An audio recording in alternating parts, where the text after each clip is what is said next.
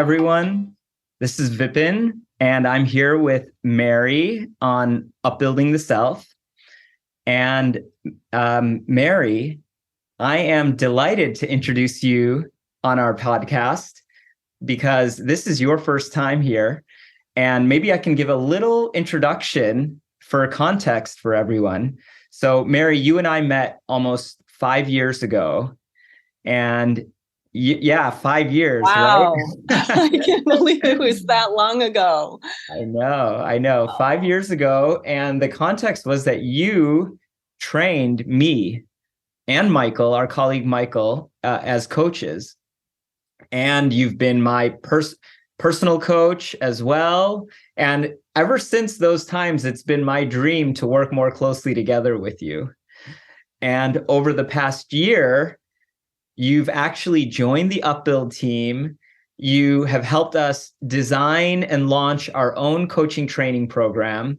And you've started to bring all of your brilliance and your wisdom to many people in the Upbuild community.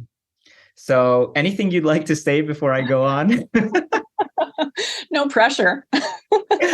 And it has been my delight and privilege to know you all and to learn from you all and to contribute to the Upbuild community.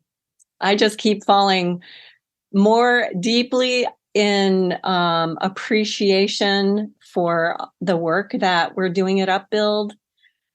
And now I know why you have such a beautiful, alive community. Well, that feeling of appreciation is 100% mutual. And it's, thank you for sharing that. I'm feeling really open as we enter into this podcast and really heart warmed. So thank you for that. So we kicked off our Upbuild Coaching Training program 2 weeks ago. And after setting the foundations, the first skill that we taught was listening and curiosity. And that was actually the name of the first class. And when people think of listening as a skill, for many, it sounds pretty basic, right? And I think that might be because there's so much common wisdom about listening out there, such as you should listen more than you speak. And we have 2 ears and 1 mouth for a reason. And so what I'm excited to explore with you in this conversation is what can we share about listening that's different and that people really need to hear? Why is it that's the foundation of our coaching training? And so maybe to begin with, we can start with the question, what's important about listening? Why should we even work on it? Yeah, that's a great question. And just to be really transparent, starting with listening and curiosity was a very intentional choice. Mm-hmm. So we know that great coaching has a lot of elements, really interesting elements. And yet, if there isn't listening and curiosity on the part of the coach, then coaching probably isn't really happening. There's a lot of other stuff happening. Maybe problem solving is happening, which is sometimes really good. And if you're doing deep coaching like we do at Upbuild, it rests on a foundation of listening and curiosity. So I think here's a couple of things I believe. I believe listening is always happening. And what distinguishes the kind of listening we do from normal good listening is that we are listening for specific things, and we're listening for specific things and to specific things. Mm-hmm. And most of us are just listening and we're taking in words and we might capture someone's meaning here and there. And yet the kind of listening we talk about and curiosity that we talk about at Upbuild is really listening for specific things and listening to specific things. Mm-hmm. Mm-hmm. The other core belief I have as a human is that life is always talking to us. Life is always communicating to us, whether it's through events, that happen or don't, whether it's people who speak to us or not. It's always interacting with us. I believe we are not separate from life. And so why would you want to miss any of that? If you really want to have an alive life where you're connected and it's a deeply meaningful life, even the painful times, why not really tune in and listen to all of that? Because that's where the richness lies, I think. I love that. So two sort of important foundational pieces there that you shared. One, life is always communicating with us. So are we listening to what it's communicating? That's a core belief that you shared. And then also, we are always listening to something. The question is, what are we listening to? And Right. to really help people sort of pick apart, where is their attention and what is the impact of that? Right? Yeah, our attention is always somewhere. Yes. Whether it's on ourselves or on the other person or on something else, our attention is always somewhere. So at Upbuild, we talk about the listening channels to help people become more conscious and aware of where they are listening and what they are listening to. So very briefly, the channels are listening to self, the self channel. Mm-hmm. So the self channel is all about paying attention to yourself and noticing what's happening in terms of your own opinions, your own distraction. Like if you're talking to someone and nodding your head, but you're thinking about your grocery list or your to-do list, that's listening to yourself. Yeah. Listening It's to like yourself. your internal, your internal internal monologue or internal mental chatter. Yeah, it can be that too. Yeah, it can be all of that. It can be also noticing if you're getting an intuition or you're getting a physical sensation like, butterflies in your stomach when you get excited, or a tension in your chest when you get sad or angry. So it's noticing just what's happening for yourself when you're in the company of someone else or others. Yeah. Okay. What's happening inside yourself? So it's both insights, intuitions, feelings, as well as sometimes distracted thoughts, and very much. All of that together makes up what happens when we're listening to the self.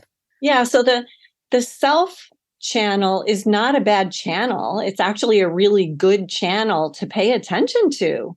This is why many of us meditate this is why many of us engage in spiritual practice, so that we can really become familiar with what's going on with ourselves. It's an awesome place to pay attention. And it's not always the most helpful place when you're in the company of others and you're really trying to give them your full attention. So the next channel is the other channel. And the other channel is when we're listening to the other person. We're really taking in their words. We're taking in their emotion, the tone. We might be noticing what they're not saying. And I think a great example of this is if you've ever gone out to dinner with someone that you're newly interested in, and that interest is mutual. And no matter where you are, I imagine sitting across the table at dinner and having a nice conversation with one another, and the rest of the world just falls away. Yeah. There's no, you don't notice anything else because your focus is so much on that other person, with a very natural sense of curiosity and wanting to hear what they have to say. Yeah. I get the image of the shallow depth of field in a photograph where everything else it's blurry in the backdrop when you have that level of engagement, right? Yeah. And a lot of us, because we have so much going on in life, we don't often put our attention there. our attention is always shifting. And so we're putting attention and intentionally on the other channel, so that we can build that muscle of, okay, I'm going to be present with this person and really pay attention. What's important to them? What is it that they're actually talking about? If we go under the words and we're listening for the emotion or the tone, what's going on with them? Yeah. Yeah. So this is what's happening on the other channel of listening. Just one quick comment is, I've said this to my wife many times, that in terms of listening to, I haven't conveyed it in terms of the channels, but when I think about coaching and how much attention I'm able to give to the other person and listening to the other person, and think how rarely do we do that for each other in that kind of really focused, present way. And it's such a gift. It has such healing power to be able to do that. And yet, like you're saying, how often do we actually do that for someone? Yeah. And a lot of the teams that we work with, we talk about listening in this way. And one comment that is universal is, it takes too long to listen like this. We are solving huge global problems. We do not have time to listen like this. And actually, what I say is, you have to listen like this, and it doesn't take much longer. It might take 30 seconds or a minute or even 5 minutes to listen to one another more deeply. And when you do, you solve some of the relationship problems on your team that inevitably happen when you're just ticking things off the list and problem solving all day. So this is one of the reasons why I think, well, obviously, the other channel is very important in personal relationships, and it really helps in those relationships at work. Yeah. So yeah. I love it too. It really it happened to me the other night with my sister. And it's like, I'm still learning to be a good listener. And she had a really intense interaction with someone, and she came in and she started talking about it. And it was obvious she just wanted some empathy and understanding. And I'm looking at her like, why are you telling me this? Because I was involved in something else. I was really distracted with my own stuff. So I was on the self channel, and she just said, I just want you to listen to me. And I'm like, oh, okay. Now I shift to other channel. And it was fine. So we don't automatically always know what to do with our listening, but we can learn.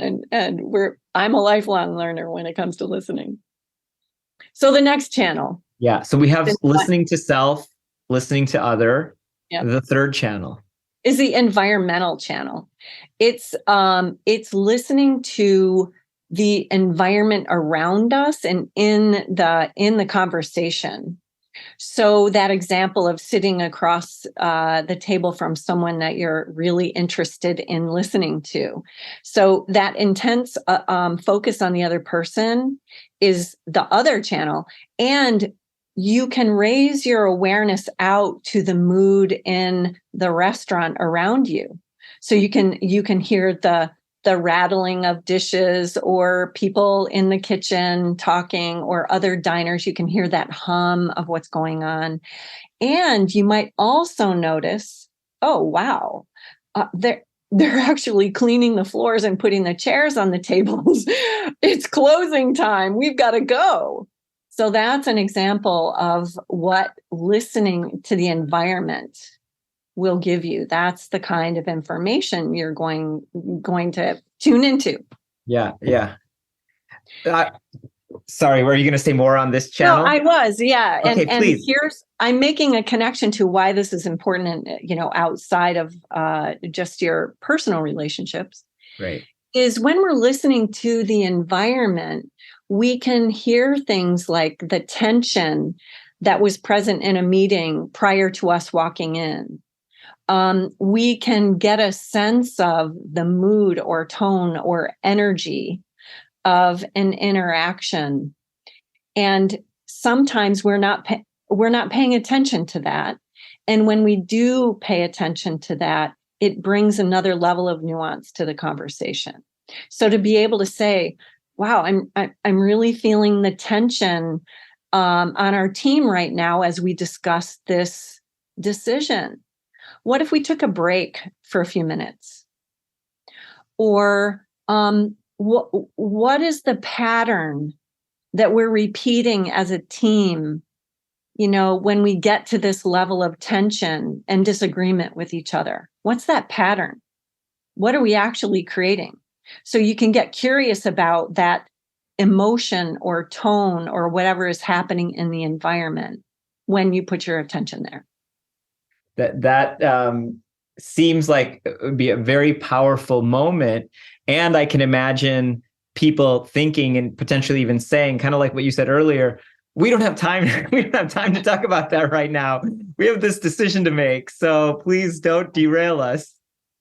Yeah. And then you just postpone derailment to later on when the stakes are even higher, perhaps, or when emotionally people have disconnected because there's so much emphasis on the work and getting things done, that the psychological safety or just the sense of cohesion and connection on the team has been pushed aside for so long that people begin disconnecting. Yeah. This also it ties directly to, we had recorded a podcast around meta conversations and the benefit of when you have that level of tension or anything. It basically, the meta conversations are about noticing what's in the field and bringing that to the surface. It can be tension, but it can also be cohesion, and just calling out what you're noticing in the field so that everyone can become more aware of that. And we talk about the benefit. Sometimes it's kind of like you have to slow down to go faster, and decisions that are made on the back of a non-cohesive environment are very different than one in which we can address that tension and then move forward with more clarity and cohesiveness. Yeah. You're right. Talking about what's happening on that the field channel can be very helpful when you're noticing what is working, what is going well, and to stop people's attention and say, wow, what did we just do to create that? What was different this time? Or what's the pattern that keeps us working so smoothly as a team where everybody's so engaged? So it's helpful to call it out when it isn't working or name it when it isn't working, and also when it is working so people can do more of that. Yeah. That's great. I mean, I was also just thinking when you were painting that the dinner scene and you started talking about listening to the field, the first thing that came to me was just noticing the energy between the two people and its impact on me and maybe on the other person as well. And that's even so helpful to be able to name. Because there's often those things go unspoken, but to be able to bring awareness to the field, the energy in the conversation, I think can be beautiful. I love that word field because we are all surrounded by electromagnetic field, right? And there's a lot happening in the invisible realm. And I like to talk about it as what's happening in the invisible. And a lot of us don't pay attention to the invisible because if we can't see it, it doesn't exist. Yeah, it feels intangible. Yeah, right? It feels really intangible. And of course, and yet when you begin to put your attention there, it's like, oh yeah, I can always tell when I walk in and two people have had an argument, even though I didn't hear a word that was said. I didn't see anything, but you can feel that tension, cut it with a knife. That's a very common saying. And it actually turns out to be true. And we can also feel it when not just our own personal experience of when something is going well. That's self-channel. Yeah. We can feel it and get a sense of it when it's happening in a group or even with another person. Yeah. So there are people who naturally are drawn to listening to the environmental or the field channel. Yeah. And that is discounted often because it is intangible. And we want to shine a light there because there's a lot that happens there, especially when you're working with teams. Yeah. Yeah. This is great. I have two follow-up questions on this that I want to ask you. One is, this example you gave of walking into the room and feeling the tension. One thought that came to me is, could you also be seeing the facial expressions and the body language of the two people? Like, what's the distinction between, or is that part of listening to the field, or is that part of listening to the other? Because I wonder, that was the question that was popping up for me. Is that informed? Can you actually listen to the field, or are we listening to the other people who are in the field? Even if they're not saying anything, there's a lot that we're listening to in their body language. Oh, that's such a big question. And I think about, a pebble dropped into a still body of water listening, there's that listening is not four distinct channels. And we're going to talk about the fourth channel in a second. They blend together, and I think they inform each other. We draw very specific distinctions between the channels as a way to make them easier to learn and become familiar with.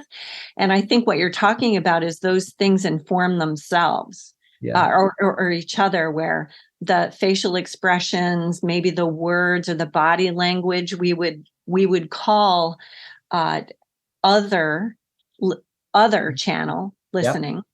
And then the mood, the tone, the environment, the culture, that's more the environment or the field that gets created from all of that and with all of that. So I think they inform each other. Yeah. Yeah. Okay. Very helpful. And the other question, I'm going to pose it. Maybe we come back to this after the fourth, but I was wondering, as you tune into the field, I mean, you just said that each of these they're not so distinct, they inform each other. But when we're listening to one, does that mean we're not listening to the other? So if I start tuning into the field, am I missing what the other person is saying? And how do I do that in a way that is not counterproductive, especially in a one-on-one conversation? Yeah, this is such a good question.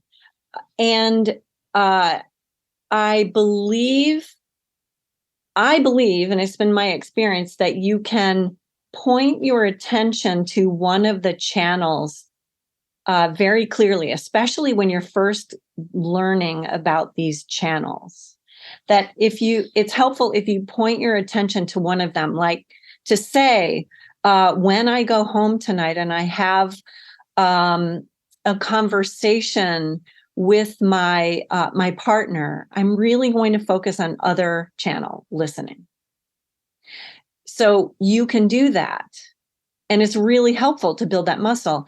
And you might notice you're hungry and your stomach is grumbling because you're so engaged in the conversation that y'all haven't started dinner yet. I can relate to that. Yeah. Or you might notice that your children are upstairs and you can hear their footsteps and their laughter. And that would be some environment channel listening, right? So I think you can do all of them at the same time. And you can be very intentional about pointing to one or even two of them. Okay. Yeah. It's like, old style, choosing the channel on the TV or the radio. You're really tuning into something, and there might be static in between channels, or you might be hearing two channels at once or even three channels. So, and you can choose very clearly one channel. Yeah.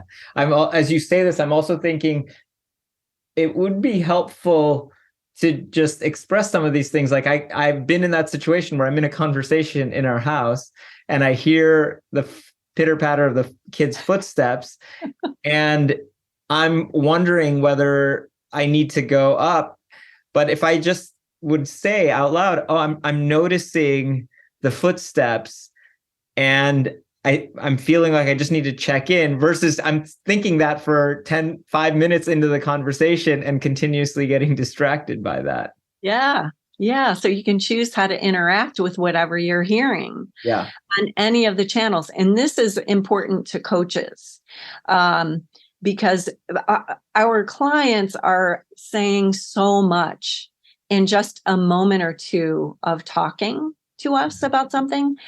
And as coaches, it's very helpful to be intentional about which channel you're listening to.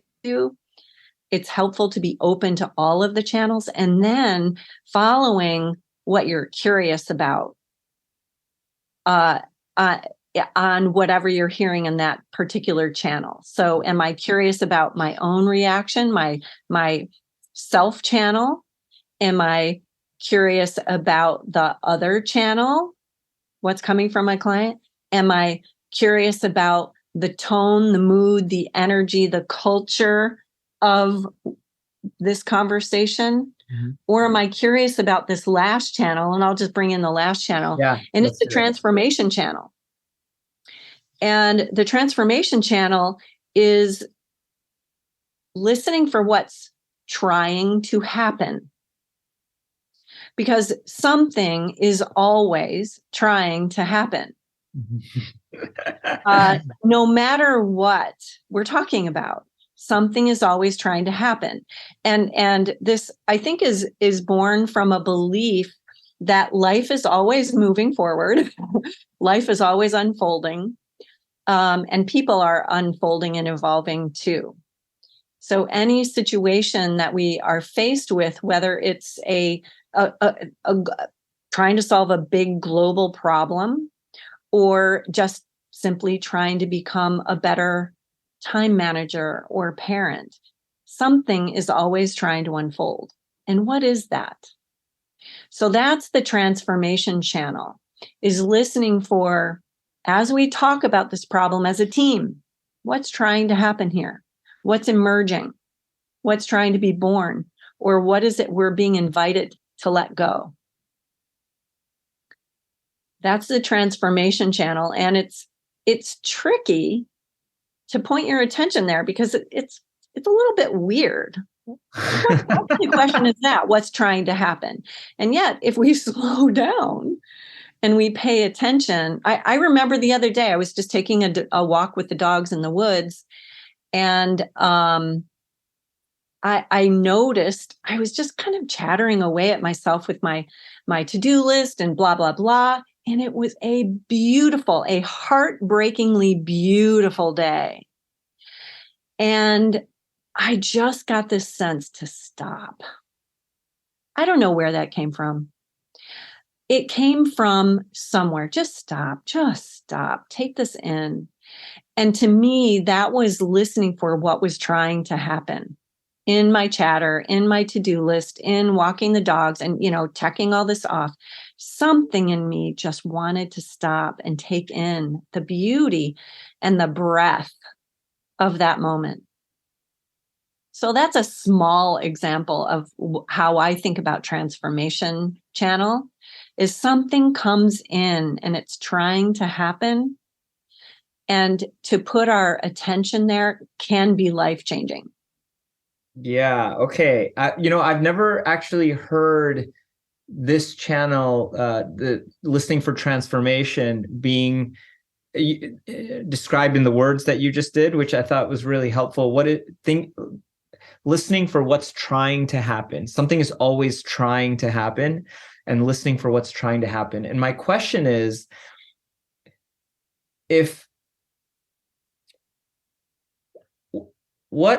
I'm trying to understand the benefit of this by thinking about the opposite. So, like you said, something is always trying to happen. If I'm not listening specifically for what's trying to happen, isn't it going to happen anyway? Isn't that, I mean, what will I miss? What is the benefit of listening for what's trying to happen specifically versus listening to all the other three channels, which will prepare me for whatever's trying to happen? Yeah. Let's take the example of the team that someone notices we always get to this moment where we get mad at each other and there's a lot of tension. Yeah. When we talk about this problem or this type of decision. Okay. And you can feel the tension, everybody knows it, and somebody names it. So think about what's trying to happen on that team. We don't know because it's a hypothetical, but it happens enough that many of us can probably guess what's trying to happen.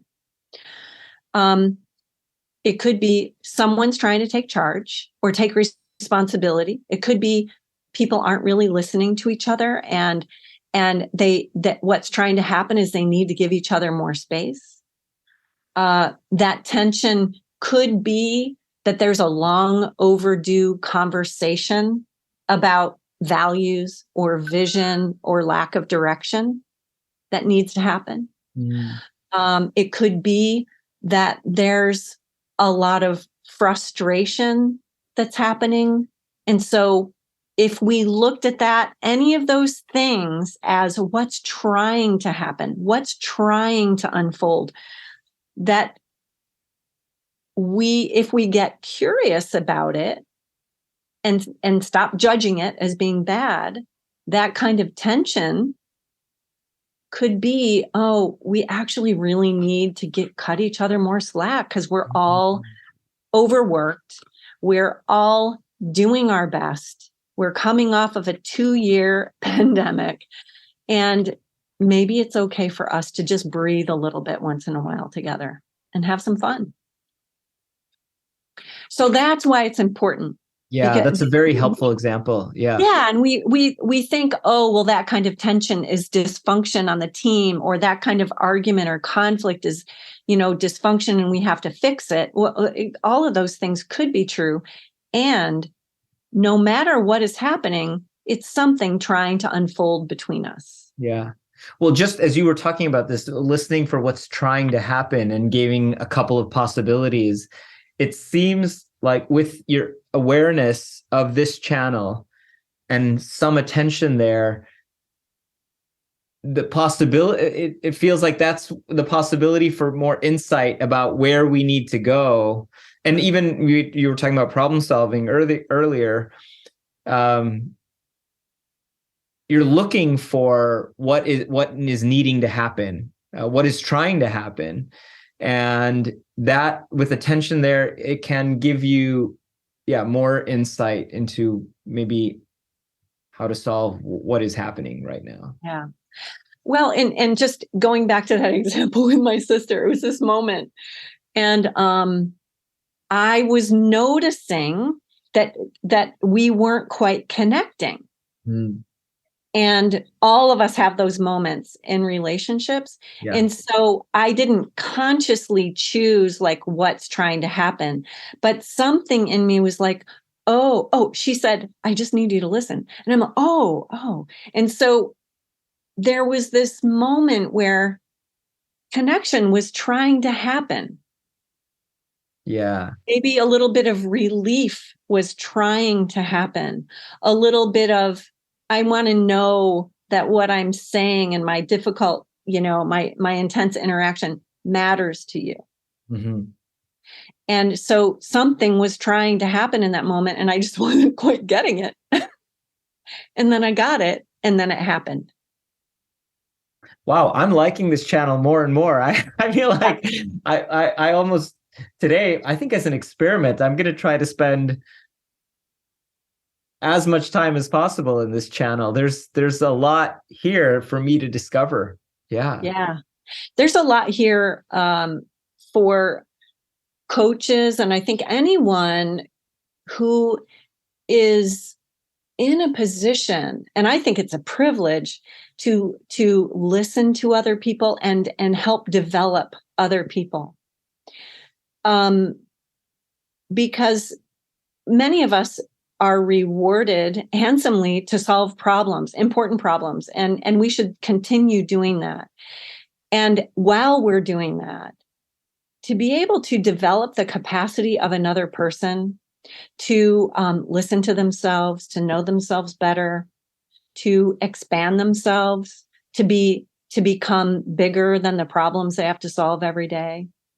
It's a huge privilege to listen to what life is inviting a person to step into, rather than what is the problem that they're here to fix. It's a completely different question. And in coaching, many times we come into a coaching conversation with a specific problem to solve or something to explore.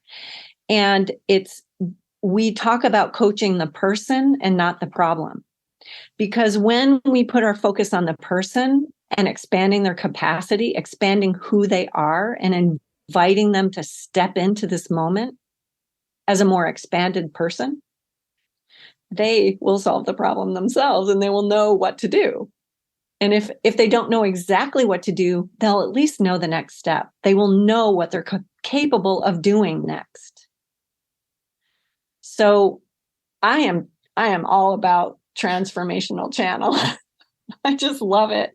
And it helps me stay really curious and in a place of wonder and awe, rather than just trying to solve the problem.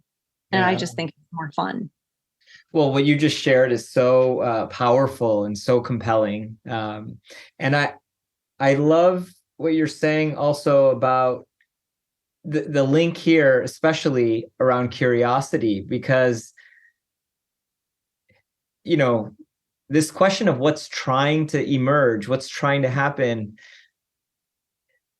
it's not obvious. Sometimes it may be, but often it's not. And it sort of begs curiosity to put your attention there and I'm really wondering what is trying to happen here. Mm-hmm. And how do all of these channels that I'm listening to inform that?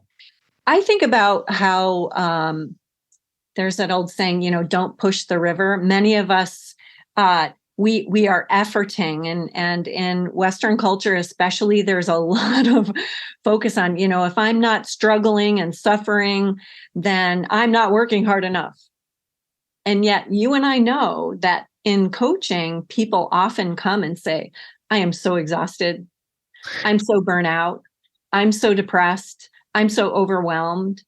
And there's a way that the transformation channel it makes space for what is trying to happen. I'm just trying to breathe. I'm just trying to keep my head above water. What might happen if you find a small place in your life where you can go with the flow a little bit of that rest, of that breath, rather than always pushing, rather than suffering and struggling? And it doesn't have to be everywhere in your life. But if you just open up to that, what's trying to happen, even in a small way, in a small experiment, it could give you the space and the rest and restoration that you're needing. Mm-hmm, mm-hmm. Yeah. So Mary, you've introduced this framework of 4 listening channels, which I think I'd never encountered prior to working with you, and I think many people may be unfamiliar with. The question, and I think it's very helpful what you've just shared with everyone. Now, how do I use these channels to actually make myself a better listener? What will actually make me a better listener? I am going to say something that I believe is very true, is to be a better listener, you have to listen to yourself first. Okay. And take care of yourself. Many of us are so distracted, overwhelmed, overworked, many, many irons in the fire. And one of the reasons I think we don't listen well to others is because we're actually not meeting a lot of our own basic needs for things like sleep and exercise and recreation, a little creativity, some good food. So I really believe that taking care of yourself and making sure that your basic needs are met can make you a better listener, so that when you don't have to be worrying about, when you're going to eat lunch and you're not distracted by that, you can actually be present. So listen to yourself. Listen to yourself when you need to take a break and close your office door because you're just like on, the needle is on full and you just need to rest a little bit. That's the first step. That's so helpful, actually, because we can only give to others what we have ourselves. And how can we listen to another person if we're not actually listening to our own needs? And I think of this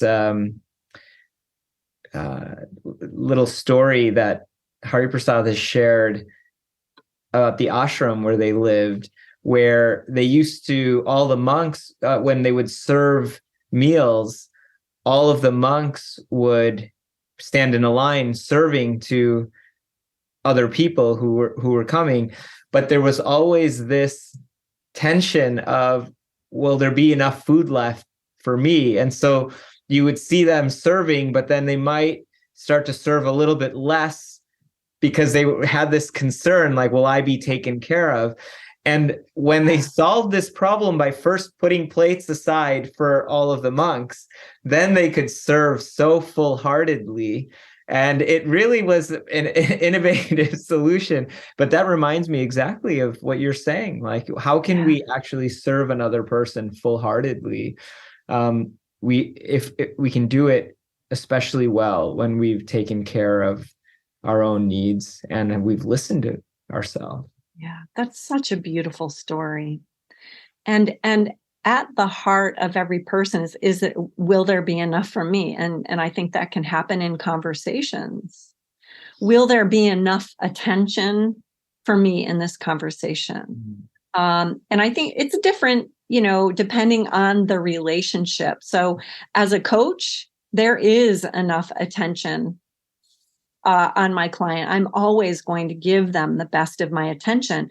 And yet, if I haven't taken a walk, if I haven't eaten, if I haven't, if my to-do list is just so stretched, I have to balance all of that so that I can be present for my client. So on days like that, weeks like that, I have to make sure that I'm really taking good care of myself and not just running on empty.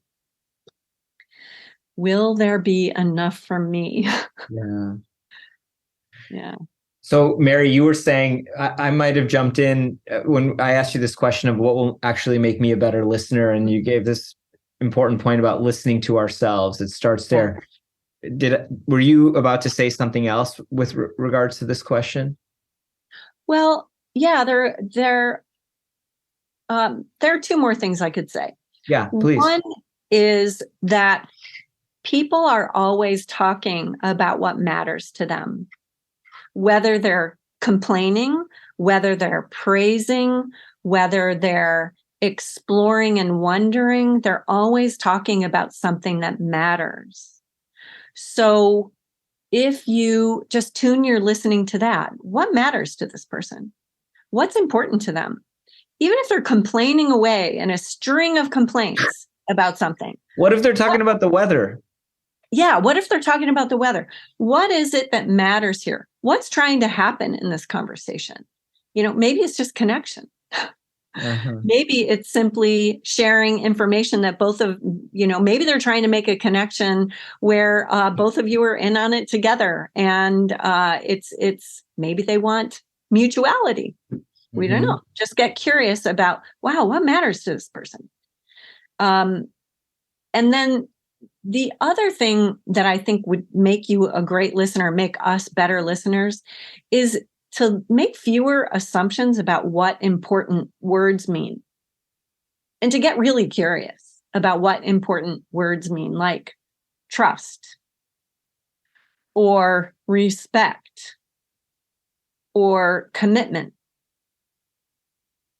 Often we enter into conversations and we assume that we know what trust means to the other person when they say, I just want to, trust my boss more. What does that mean to that person? Because trust to one person means something really different to another. So to get curious and not assume when you hear those big, important words, get curious about them, what they mean to that other person, even what they mean to you. This is great. Very helpful. The first point, or the second among the three that you shared, it's sort of the premise is that something always matters. There's something always trying to happen. So even if I think about conversations that may feel superficial on the surface, or we're just talking about random things just to make light conversation, what you're saying is if you start with the premise that there is something that matters to the other person, and that may even be wanting to feel more comfortable and just trying to create some noise in between two people because the silence is uncomfortable. There's something that's important that's trying to happen. And what an amazing way to be in conversation with people, to have that viewpoint. It's powerful. And instead of, sorry. Yeah. No, please. Instead of judging it, to make space for it and allow for it, and to just get curious, like what's trying to happen here in this moment. Yeah, I love that. To move from judgment to curiosity, right? Because I have judged those moments where I'm like, this conversation is really boring. I need to move on. But how could I approach that so differently with that level of curiosity? It's well, sometimes they are boring, or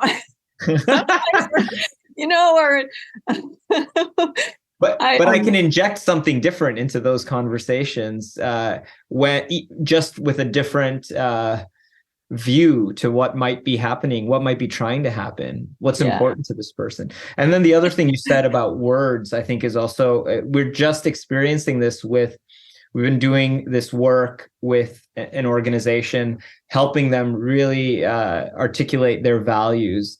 And we see with there's a group of us that are a group of their leadership team that's working on this.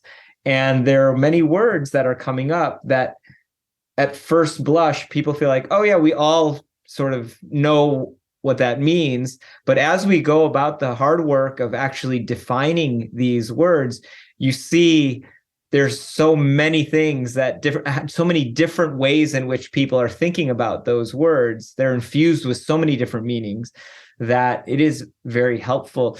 We assume we know what the other person might mean, and then we assume that they might know what we mean when we're talking about the same thing. And it's so helpful to make that more explicit. Yeah, we assume that we all know what that means.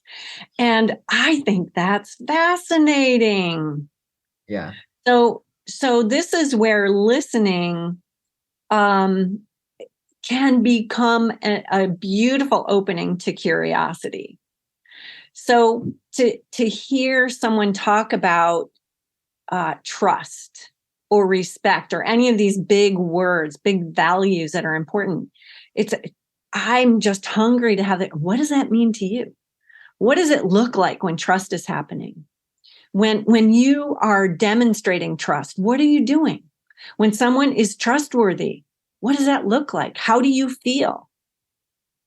It just opens up a bunch of what and how questions that make me really want to know more about that person. And of course, this kind of curiosity is very natural as a coach, and it's welcome in coaching because people come to us to ask them the questions that they may not be asking themselves. Yeah. So as a coach, this is it's ripe for exploration. And you can do that even when you're not a coach. I think this is really helpful in this kind of curiosity, and listening is helpful in relationships where we might think we really know the person.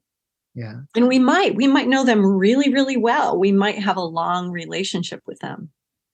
But to not assume that when they talk about something like trust or respect or the weather, that we understand them completely.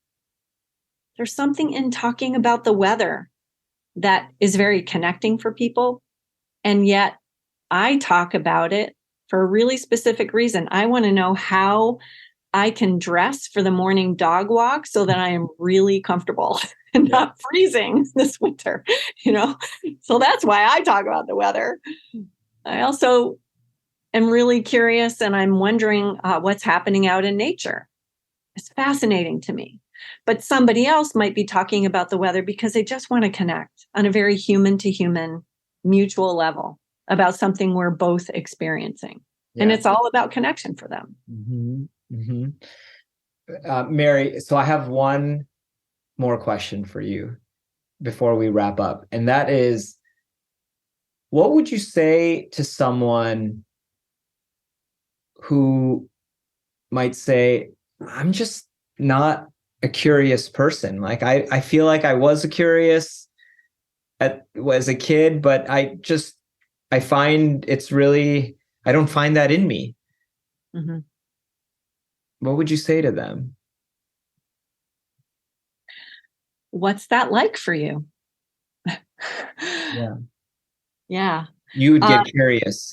I would get curious because there are a lot of reasons why our natural wonder and curiosity get trained out of us. Mm-hmm. Like daydreaming in school. Unless you went to a school that really encouraged that kind of daydreaming and curiosity.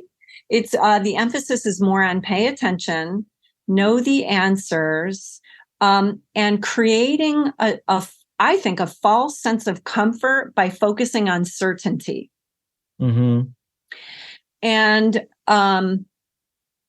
also, there's a distinction between being curious and being nosy that I think is really important. And many of us don't want to be curious. We're not curious because we don't want to be seen as nosy and prying. And I think that's a really good thing to pay attention to. And yet, even to get curious about, wow, I wonder when or how I learned that being curious was a bad thing. Or what if I were just even 1% more curious? So that's one thing I would say. And then the other thing I would say is, what happens to you and what happens to life when it's this way? When you're not curious or when you're not listening to other people? What is it like when it's absent? I don't really have. That's great. Thank you for sharing so much on this topic beyond what I was expecting when we jumped into this conversation. You've left me with, I'm going to go into my next conversation really listening for what's trying to happen. I loved what you gave us about a few different ways in which I can actually work on being a better listener. I'm really looking forward to, you mentioned a couple of times questions that can help, that come from a place of curiosity. So I'm really looking forward to having another conversation with you, moving from listening and curiosity to powerful questioning. So stay tuned for that. Thank you. It was so fun to talk to you about this. It's one of my favorite topics. Well, you are really a master here. And I didn't say this in the beginning, but we have the privilege of someone in you, Mary, who has been coaching for more than 20 years and who's been training other coaches for that long. So this is a perfect topic to be learning from you on, and there are many more such topics. So I hope to have you here with us many more times in the future. Thank you so much, Vipin. It's always such a pleasure to be with you and to explore these big questions and just to connect. Thank you, Mary. So much. Thank you.